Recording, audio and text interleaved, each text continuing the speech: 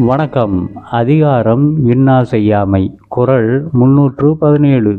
எனைத்தானும் எஞ்ஞான்றும் யார்க்கும் மனத்தானாம் மானா செய்யாமை தலை. எனைத்தானும் எஞ்ஞான்றும் யார்க்கும் மனத்தானாம் மானா செய்யாமை தலை.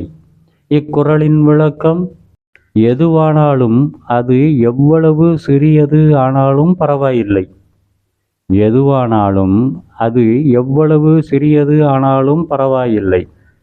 அந்த துன்பத்தை யார்க்கும் மனதளவில் கூட செய்யாமல் இருப்பதுதான் சிறந்தது.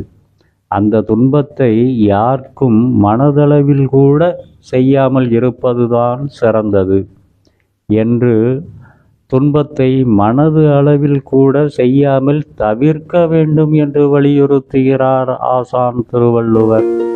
நன்றி.